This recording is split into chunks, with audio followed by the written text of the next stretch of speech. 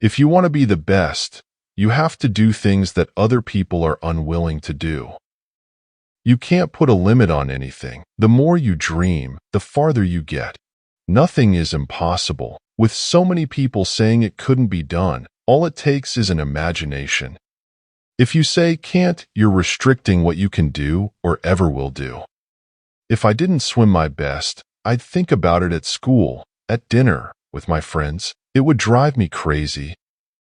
I knew I was not a failure in any way, and so did those close to me. It doesn't matter if you fall short. It is never a failure to go after your goals with everything you've got. Make a habit of doing things others weren't willing to do. In business, words are words, explanations are explanations, promises are promises, but only performance is reality. You can make a million mistakes, just not the same one twice. I think that everything is possible as long as you put your mind to it and you put the work and time into it. I think your mind really controls everything. Perseverance, determination, commitment, and courage. Those things are real. The desire for redemption drives you, and the will to succeed. It's everything. That's why, on the pool deck in Beijing in the summer of 2008, there were sometimes no words, only screams. I want to change the sport of swimming. I want people to talk about it, think about it, and look forward to seeing it. I want them to want to jump in and do it. That's my goal. In some sports, you can just get by on a lot of natural talent. In swimming, it helps to be long and lean, but you can't be good at it without putting in the work. There is a direct connection between what you put into it and what you get out of it. If you have big ears or trouble focusing, but you work harder than the guy in the lane next to you, you'll beat him. There are plenty of people with some amount of talent. Are you willing to go farther, work harder, be more committed and dedicated than anyone else?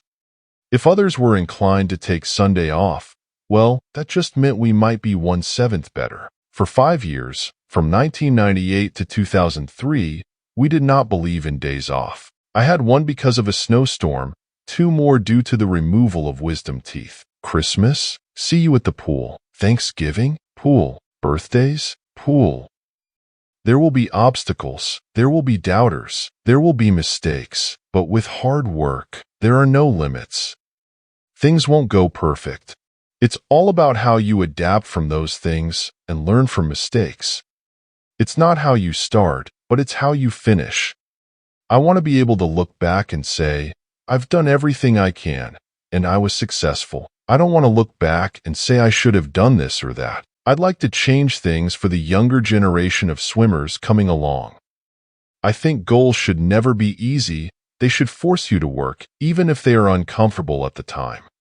Our time on Earth is already short enough. For me, it's like every single day I try to be as happy as I can. It's crazy to think about. We never have enough time. That's always the thing. We always want to do more. So it's about being able to spend time on the things that are most important to you. Life is a lot easier that way, and obviously life is pretty difficult a lot of the time.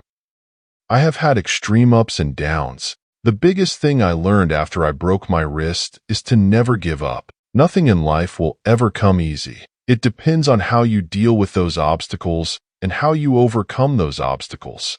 If you can overcome them, you're a stronger person. If you make mistakes along the way, as long as you never make that same mistake again, you're a successful person. I would visualize the best and worst case scenarios. Whether I get disqualified or my goggles fill up with water, or I lose my goggles or I come in last, I'm ready for anything. When I'm focused, there is not one single thing, person, anything that can stand in the way of my doing something. There is not. If I want something bad enough, I feel I'm going to get there. Swimming is more than a once every 4 years sport. My goal is to bring attention to swimming, to give it some personality. I learned how fast you can go from being an international hero to being a reference in a joke on a late-night talk show. I'm the same kind of guy before all this happened.